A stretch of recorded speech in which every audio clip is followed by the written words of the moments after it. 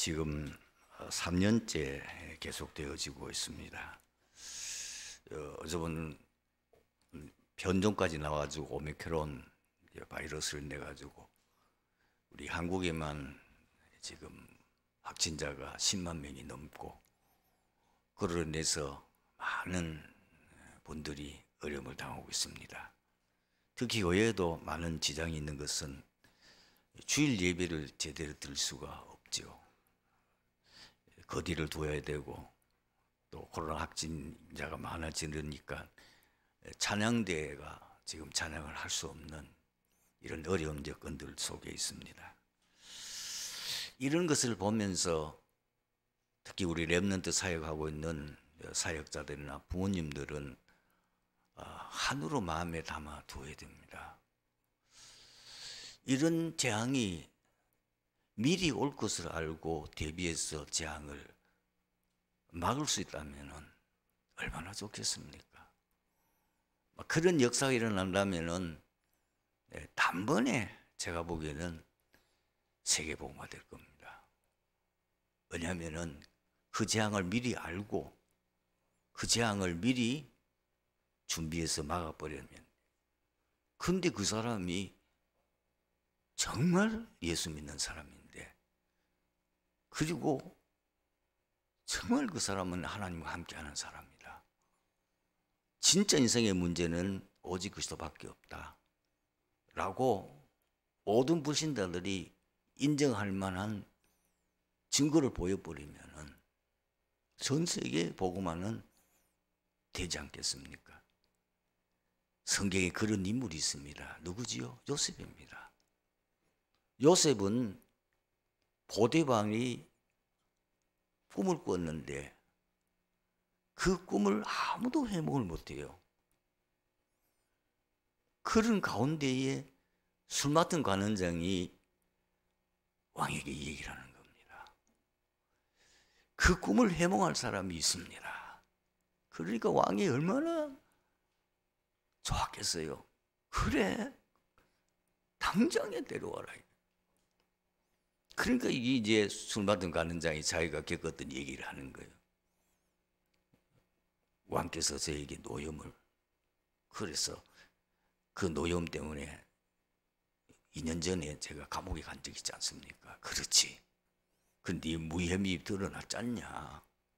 그때 내가 꿈을 꿨는데 딱 맡은 관원장하고 그 꿈을 요셉이라고 하는 그 청년이 그 꿈 해몽을 해줘가 그대로 됐습니다. 그 청년이 히브리 청년이고, 그 요셉의 말을 들어보면은 자기는 아무 잘못도 없는데 누명을 쓰고 이 감옥에 갇혀 있다고 하는 건, 그 억울한 사정을 날 보고 호소하면서 좀 구명운동 해달라고 도와달라고 그런 얘기를 했는데, 제가 그만 일에 바빠가지고 깜짝 잊어버렸습니다.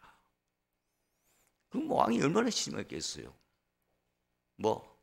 거두절미하고 요셉이 왕의 꿈을 듣고는 앞으로 이 애굽 땅뿐만 아니라 근동 지방에 들어칠 재앙, 그게 뭐죠? 가뭄 재앙입니다. 기근 재앙이에요. 그 꿈을 왕이 꾼 거예요. 7년 풍년이 들었다가 그 뒤에는 7년 계속 흉년이 들므로 인해서 이 애국과 온 이 지역은 다 망한다는 거예요. 그러면서 요셉이 뭐라고 얘기합니까? 이걸 대비해서 7년 풍년이 들 때에 앞으로 7년 흉년이 들 것을 대비해서 양식을 미리 저장해 두면은 그 흉년을 아무 어려움 없이 막을 수 있다는 겁니다. 그래서 그 일을 요셉이 할 수 있도록 총리로 왕이 임명하잖아요. 그러면서 이 왕이 너무 감동을 받아가지고, 너처럼 하나님의 신에 감동된 사람을 어찌 찾을 수 있겠냐. 그건 노예, 그리고 죄수예요. 완전히 극에서 극으로 달리는 역사가 일어난 거죠. 진짜 요셉이 꿈 해몽한 대로 그 다음에부터 풍년이 들기를 시작하는데 7년 동안 막 엄청난 풍년이 드는 거예요.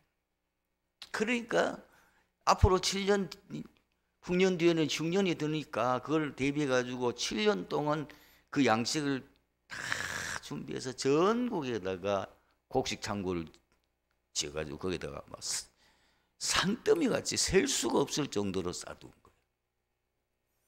딱 요셉이 꿈 해몽한 대로 7년 풍년이 끝나니까 흉년이 들기 시작하는 거예요. 그래서 전 세계에 소문났어요. 그리고 그야말로 그 요셉 시대에 세계보고가 됐잖아요. 전 세계에 쌀 사러 와야 되니까. 양식 안 굶어 죽으려면 양식 사러 와야 돼. 요셉이 얼마나 정직한지 그 오는 모든 수입을요 왕 앞으로 다. 그리고 심지어 애굽 땅에 있는 모든 그 백성들까지도 완전히 이제는 왕 앞에는 노예가 될 수밖에 없도록 만들어버려요. 참 멋지잖아요. 또 있습니다. 우리 이제 에스더입니다. 이스라엘이 포로로 잡혀가서 이 하만이라는 악한 총리 때문에 민족이 멸족되게 생겼어요. 그 재앙을 모르드게의 사촌오빠를 통해서 듣고 네가 왕후가 된 것이 바로 이때를 위함이 아니겠냐. 이 에스더가 결단했어요. 맞다는 거예요. 내가 왕후 될 자격이 있냐? 하나님이 앞으로 이 바빌론에 있는 이 이스라엘 민족 재앙, 멸망을 막기 위해서 나를 왕으로 세웠구나. 죽으면 죽으려는 각오를 가지고 그때부터 금식하고 자기 시녀들과 함께 금식하고 온 유다인들에게도 금식하여 도와달라고 하고는 결국은 그 문제를 해결하잖아요. 그 악한 하만은 결국은 멸망에 이르게 됐잖아요. 여러분, 지금 우리는 전도자를 통해서 이미 메시지 받았습니다. 여러분, 지금 세상 모든 경제, 정치, 사회, 문화는 누가 장악하고 있죠? 3단체입니다. 그 3단체가 뭐죠? 네피림입니다. 네피림이 지금, 네피림이 누구죠? 사단 충만한 서밋이에요. 지금 이것이 3차 산업을 장악했습니다. 그리고 4차 산업도 장악할 겁니다. 4차 산업은 이미 이재정 씨 같은 에이트라는 책을 썼죠. 거기에 보면은 앞으로 이 사회는 대혼란이 일어날 정도로 모든 이 사회 구조와 경제 구조가 바뀐다는 거예요. 그걸 미리 얘기하는 건 대비예요. 처음에는 사람들이 그 책을 읽고 설마 했는데 지금 이런 일이 일어나니까 구체적으로 좀 말해달라고 할 정도로 지금 말하는 거예요. 4차 산업은 완전히 어떻게 되죠? 우리가 정신을 못 차리고 교회가 정신을 못 차리고 있는 사이에 진짜 사단 썸인 이 3단체가 그까지도 완전히 장악해버리면은 어떻게 되겠냐. 문제는 뭐냐면은 그렇게 해서 전 세계가 다 잘 살고 전 세계가 편하면 좋은데 문제 없으면 좋은데 반드시 사단은 하는 일이 뭐죠? 죽이고 멸망시키는 거예요. 그래서 이 땅에는 엄청난 재앙이 닥치는데 온 땅의 세상은 정신병동 시대가 온다는 거예요. 이미 미국의 어떤 필라델피아 지역에는 마약에 빠져서 좀비처럼 있는 그 모습 하는 거 여러분들 유튜브로 보셨죠? 정신병자가 완전히 그렇게 된 시대가 온다는 거예요. 완전히 재앙 시대가 오는 거예요. 교회는 문 다 닫아버리고 완전히 사람들은 정신병 시대에 빠집니다. 우리 후대들은 완전히 멸망이 이르는 시대가 오는 거예요.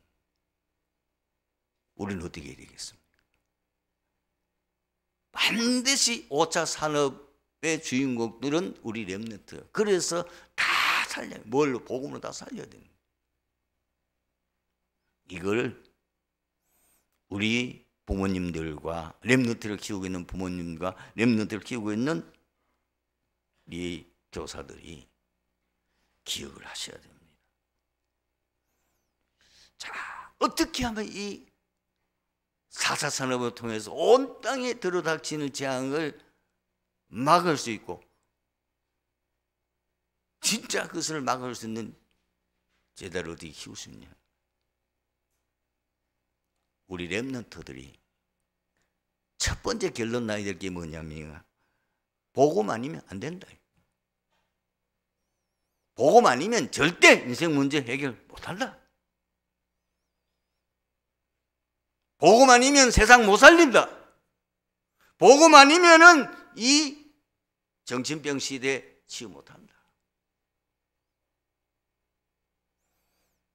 그래서 이것을 막을 수 있는 렘넌트들이 일어나야 된다. 성경에 증거 있지 않습니까? 재앙 시대 때 그 재앙을 누가 막았죠? 렘넌트입니다. 7명의 렘넌트가 막았잖아요. 애굽 시대 재앙 누가 막았어요? 요셉하고 모세잖아요. 이스라엘 백성들이 400년 동안 노예가 되어버렸어. 애굽 땅에 재앙을 닥치는데 아무도 몰라. 다 멸망하게 생겼어. 그걸 누가 막았냐? 요셉과 모세. 오직 복음은 이제 결론 나는데. 이걸 우리가 알고. 그래서 우리 사역자들이 기억해야 됩니다.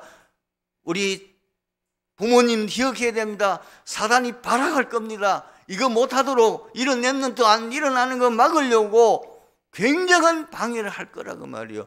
굉장한 여러분에게 시험과 문제를 줄 거라고 말이요. 거기에 속지 말라는 겁니다. 각오해야 돼요. 공격할 겁니다. 사단이 가만히 있겠어요? 이런 렘넌트 키울 수 있는 눈뜬 교사가 일어난다. 부모들이 이걸 눈을 뜨고 그리고 일할 수 있는 교회가 일어난다. 사단이 어떻게 하든지 그 일 못하도록 지금 뭐요? 빨아가는 거예요. 대구 시내에도 어떤 교회는 진짜 렘넌트 운동을 통해서 세계복음화 하겠다고 그런 언약을 가지고 다 교회를 하고 있으니까요. 교회 안에 지금 큰 시험이 닥쳤어요. 지금 난리가 나요. 교회 안에 난리 났어요.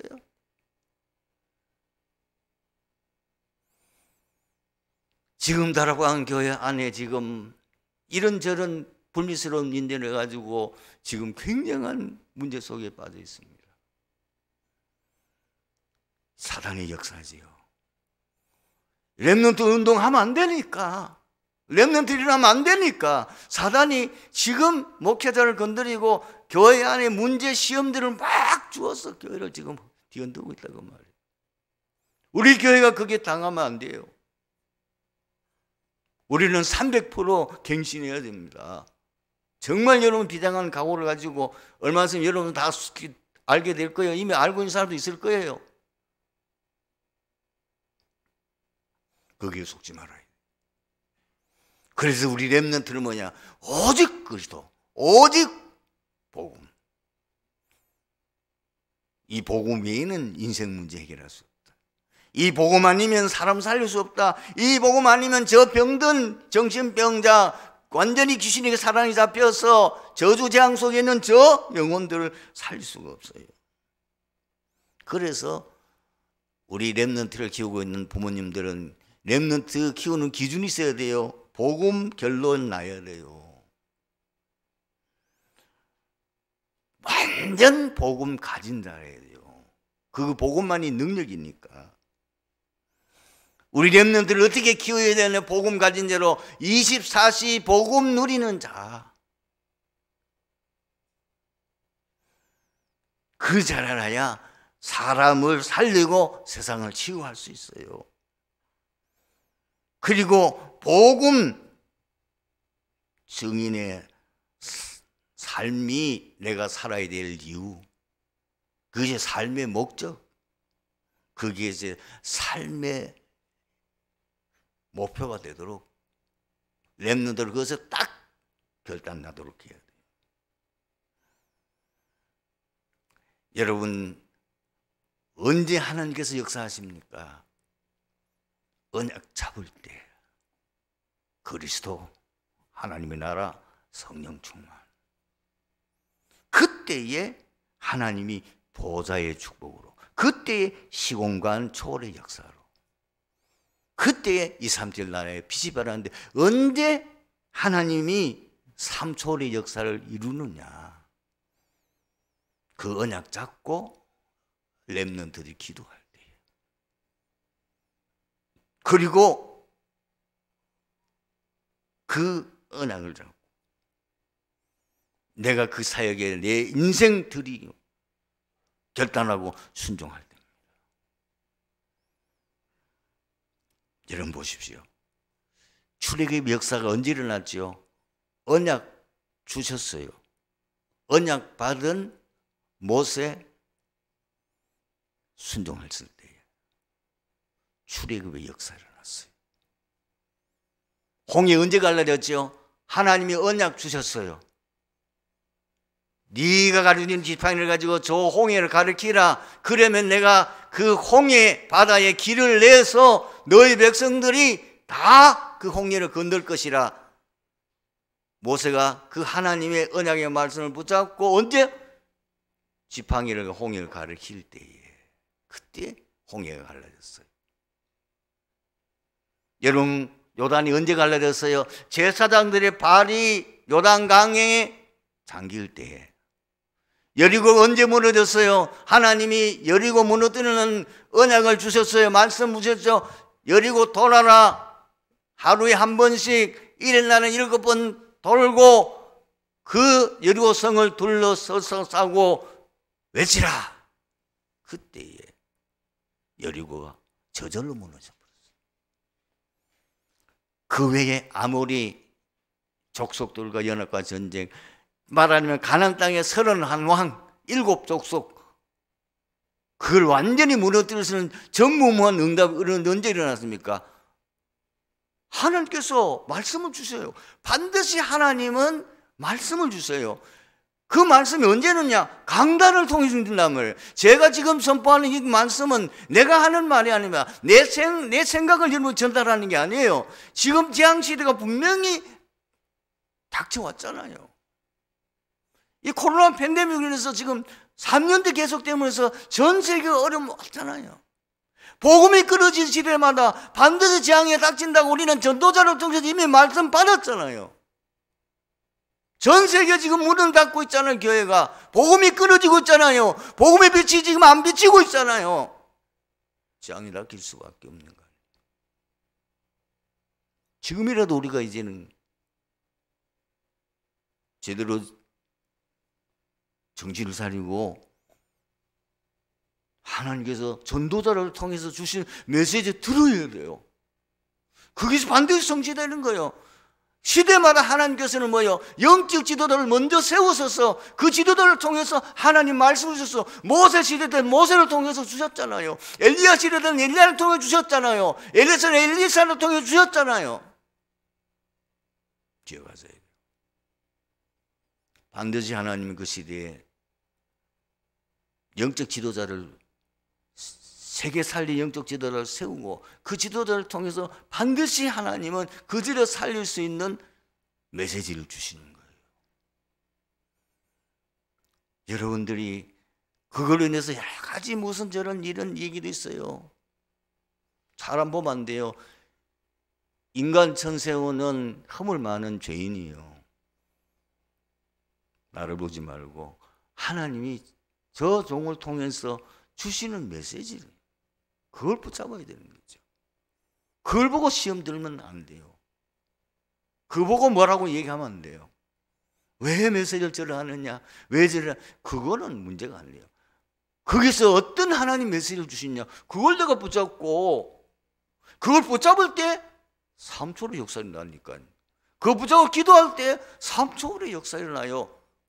보좌의 축복, 시공간의 초월의 역사, 2, 3절 나라 빛이 비리는 역사가 일어나는데 그 말씀 내가 붙잡고 믿음으로 순종의 삶을 살 때 역사가 일어난다고. 본문은 예수님께서 유대 지도자들을 교훈하시기 위해 하신 세 가지 비유 중에 두 번째 비유입니다. 이 비유 역시 당시 팔레스타인에서 가끔 발생하였던 실제적인 사건에 근거했을 가능성이 높습니다. 예수님 당시 팔레스타인 지역 지주들은 소작인들에게 경작을 맡기고 타 지방에 거주하는 예가 많았다고 합니다. 그 소작료는 현금이나 현물 혹은 수확의 일부 등으로 지불되었는데 지주의 부재를 틈타 소작인들은 소작료를 속여 낮게 지불하거나 심지어 소작료를 받으러 온 사람들을 몰아내기까지 하는 경우가 있었다고 합니다. 오늘 내용을 이해하죠. 포도원 농부들의 착각과 큰 실수가 무엇이었습니까? 왜 이 포도원 농부들은 그렇게 멸망할 수밖에 없었을까요? 여기서 우리는 중요한 교훈을 찾아야 된다고 말이에요. 포도원 주인이 베푼 그 은혜를 망각해버린 거예요. 포도원 주인은 농부들에게 큰 은혜를 베풀었어요. 많은 농부들이잖아요.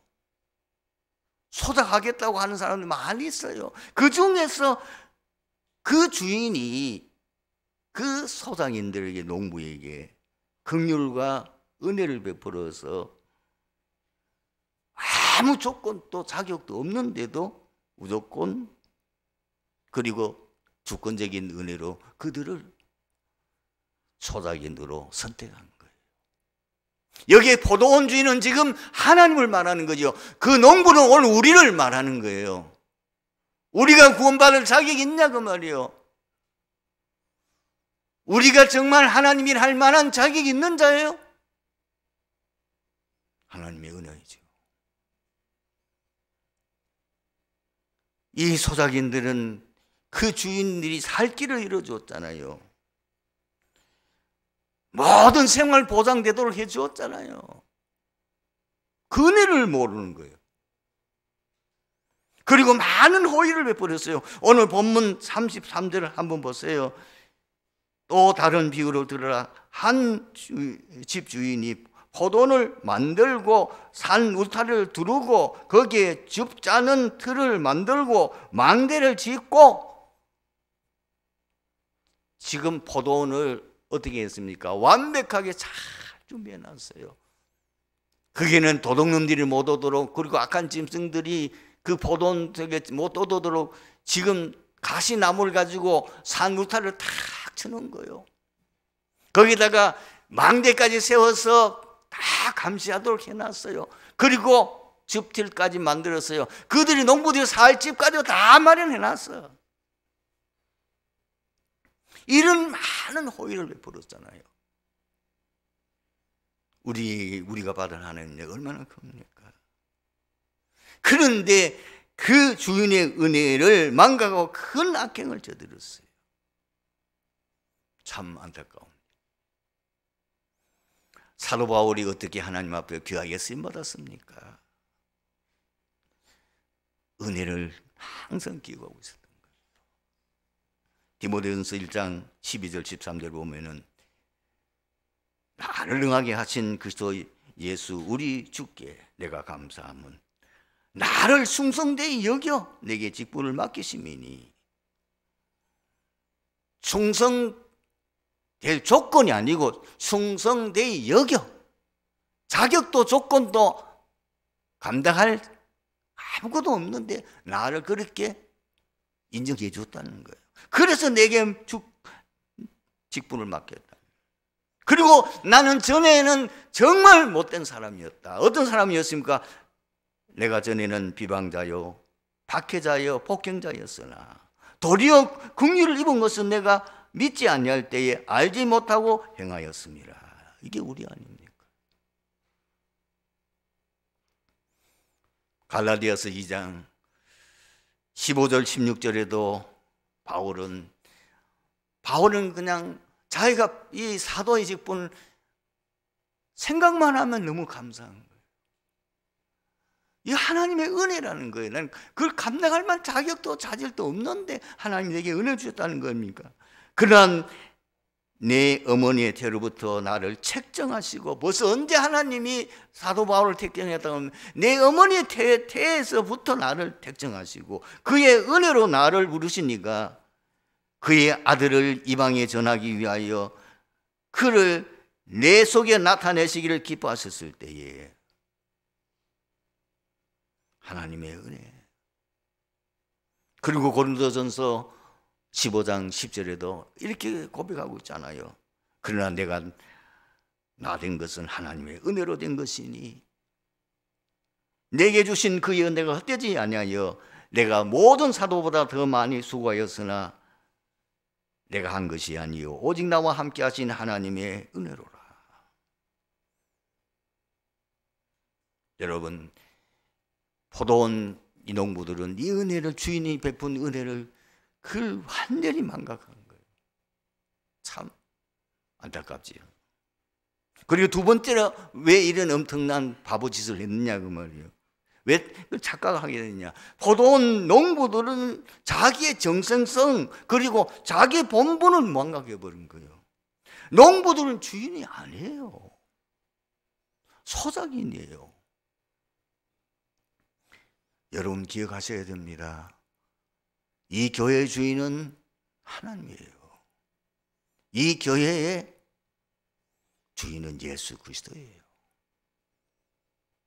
중직자가 교회의 주인 아니에요. 목사가 교회의 주인 아니에요. 우리는 일꾼일 뿐이에요. 우리는 농부와 같은 뿐이에요. 단지 소작인이며, 그래 당연히 우리가 소작료를 지불해야 되는 거 아닙니까? 약속도 했잖아요. 이걸 망각. 세 번째 착각이 뭐죠? 이 포도원 농부들은 탐욕의 노예가 되어가지고 큰 악행을 저지른 거예요. 오늘 본문 38절 39절 보십시오. 얼마나 이 사람들이 참 바보 같은 짓을 하는 거, 스스로 멸망의 길에 빠집니까? 후에 자기 아들을 보내며 이르되 그들이 내 아들은 존대하리라 하였더니 농부들이 그 아들을 보고 서로 말하되 이는 상속자니 자 죽이고 그의 유산을 차지하자 하고 이에 잡아 포도원 밖으로 내쫓아 죽였느니라. 그렇다고 자기 것 됩니까? 참 어리석은. 인간은 탐욕의 노예가 되면 판단력이 흐려져요. 심해지면 이성을 잃게 돼요. 그래서 멸망에 이를 짓을 한다고 말이에요. 야고보서 1장 15절에 우리가 항상 생각해야 될 말씀입니다. 욕심이 잉태한즉 죄를 낳고 죄가 장성한즉 사망을 낳느니라. 성경에 증거 있잖아요. 이스라엘 백성들이 여리고를 차지하게 되어질 때, 그때에 하나님께서 이스라엘 백성들에게 여호수아를 통해서 뭘 얘기했습니까? 너희가 이 여리고성을 차지할 때에 이 여리고성에 있는 어떤 물건도 개인이 사사로이 취하지 말라고. 그런데 이 아간이 그 여리고성을 이제 점령하는 과정 속에 눈이 뒤집혀지는 일이 났어요. 금덩어리, 그리고 신한산 그 외투, 엄청난 좋은 외투. 그게 뭐 탐이 나가지고 자기도 모르게 그걸 몰래, 아무도 모른다고 생각했죠. 물론 사람은 몰라요. 그러나 하나님은 불꽃 같은 눈으로 다 보고 있는데 그걸 몰래 자기 장막 밑에다 땅을 파고 묻어놓은 거예요. 그것이 나중에 들통이 나지요.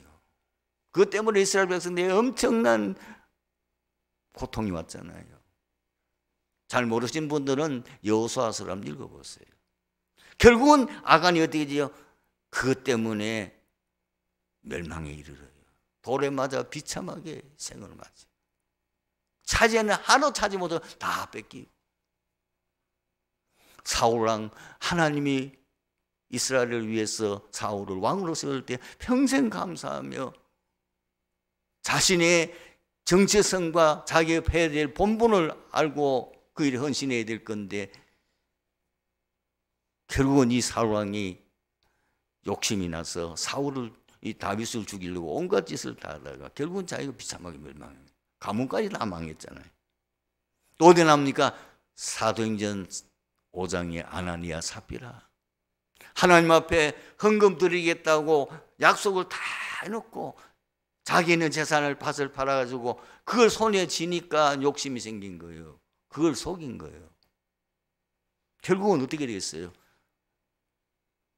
멸망에 이르잖아요. 오늘 말씀의 결론입니다. 우리가 끝까지 하나님 앞에 쓰임받는 비결은 무엇일까요? 간단합니다. 하나님의 주신 은혜 기억하는 거예요. 감사함의 기쁨으로 사명 감당하는 거예요. 바울이 고백한 것처럼 나를 충성되어 내게 직분을 맡기심이니.